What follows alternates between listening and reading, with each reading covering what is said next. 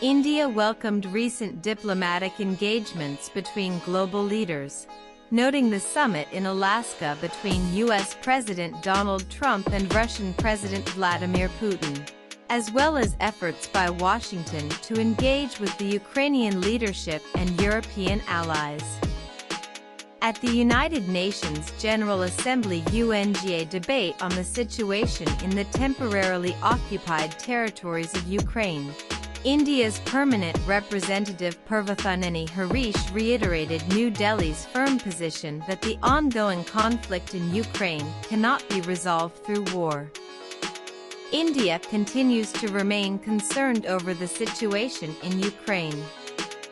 The loss of innocent lives is unacceptable, and no solution can be found on the battlefield, Ambassador Harish said. Harish highlighted that Prime Minister Narendra Modi has consistently maintained that this is not an era of war. He reiterated that India is prepared to support all credible diplomatic efforts aimed at bringing an early end to the hostilities. He recalled that PM Modi remains in touch with Russian President Vladimir Putin, Ukrainian President Volodymyr Zelensky, as well as European leaders, underscoring India's willingness to contribute towards peace. India welcomed recent diplomatic engagements between global leaders, noting the summit in Alaska between U.S. President Donald Trump and Russian President Vladimir Putin, as well as efforts by Washington to engage with the Ukrainian leadership and European allies. Ambassador Harish stressed that such initiatives raise hope of ending the conflict and securing a durable peace.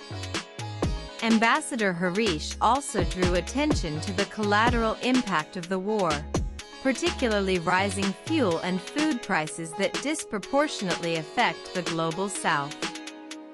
It is critical that their voices are heard and their legitimate concerns duly addressed, he said. He underscored India's people-centric approach, which includes sending humanitarian aid to Ukraine while also supporting neighboring and partner countries in the global South facing economic distress as a spillover of the war.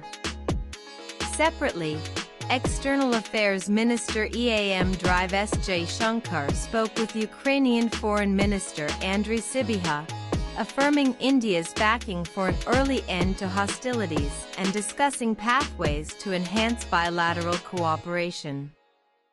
Ukraine's foreign minister, in turn, welcomed India's role, noting that Kyiv relies on New Delhi's authoritative voice and active participation in global peace.